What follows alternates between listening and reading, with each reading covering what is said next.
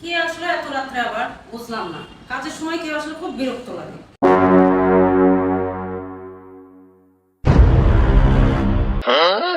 কি ব্যাপার, কাকে চাই? আপু, আমরা দুজন হচ্ছে কন্টেন্ট ক্রিয়েটর। আমরা বিভিন্ন জায়গায় গিয়ে প্রমোশন ভিডিও করে থাকি। আমরা শুনেছি আপনি নাকি হিজাবের বিজনেস শুরু করেছেন।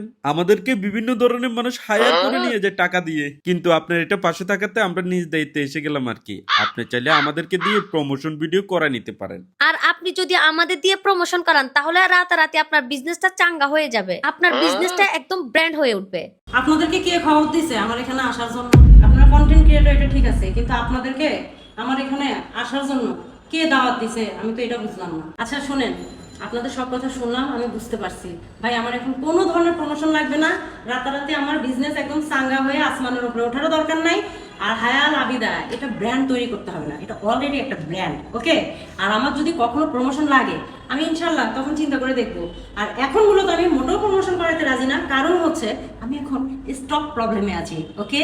আপু, আপনি কি আমাদেরকে কোনোভাবে অপমান করতেছেন? আপনি কিন্তু বুঝতেছেন না বিষয়টা। আমরা যদি একটা ভিডিও বানিয়ে দিই আপনার বিজনেস কই যায়, আপনি কিন্তু এটা বুঝতেছেন না। আমি কি ইংলিশে বলছি? আমার কথা কি বোঝা গেল না? আমি বলছি না এখন আমার কোনো প্রমোশনের দরকার নাই, আমি স্টক প্রবলেমে আছি।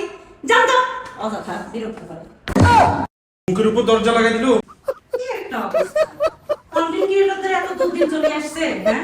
বাড়ি বাড়ি যাইয়া, অফিসে আদালতে যাইয়া প্রমোশন করাইতে হবে, পাশে বিজনেস প্রমোশন করাইতে হবে।